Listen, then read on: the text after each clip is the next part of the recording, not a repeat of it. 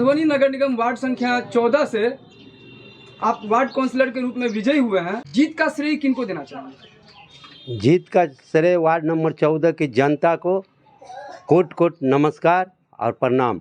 14 ward के जनता ने अपार बहुमत से विजय बनाया, क्योंकि मैं यहाँ 20 साल से संघर्ष कर रहा हूँ। इस वार्ड में 3 बार मैं चुनाव हार चुका हूँ, इसलिए मुझे जनता प्यार और स्नेह दिया। तो प्राथमिकता के दौर पे सबसे पहला कार्य आपके द्वारा क्या होगा? सबसे पहला मेरा एक टारगेट है कि मधुबनी में पीने की पानी की व्यवस्था, और हमारे वार्ड में सबसे ज़्यादा गरीब हैं जिनके पास में अच्छा चापाकल नहीं है, जिसके कारण पानी में बहुत दिक्कत होती है। और मेरा पहला प्राथमिकता यही रहेगी कि हम अपने वार्ड के जनता को पानी का, पीने का पानी का समस्या सॉल्व करें।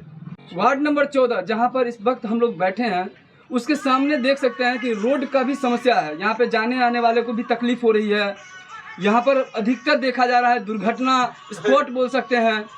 ये जो गौशाला जगह है, गौशाला रोड से हम बोल सकते हैं तिलक चौक पर जो जाते हैं, यहाँ वार्ड नंबर 14 के अलावा सभी यहाँ पर जो रहवासी हैं मधुबनी के आसपास के सभी लोग यहाँ से गुजरते हैं। हर लोगों को तकलीफ होता है। इस रोड की समस्याओं को आप किस तरीके से देख रहे हैं? ये रोड जो है ना, सांसद जी के द्वारा पास हो गया है, पैसा वैसा सारा चीज़ दिया गया है। उसमें हुआ क्या, एक टेक्निक प्रॉब्लम आ गई है। अभी ये फ़ोन आया था, इसको सॉल्व कर लिया जाएगा। लगभग महीना दिन के अंदर में ये रोड कंप्लीट हो जाएगा। और 9,90,000 का ये एस्टीमेट है, जिसको पास करके सारा चीज़, और पैसा भी दिया गया है।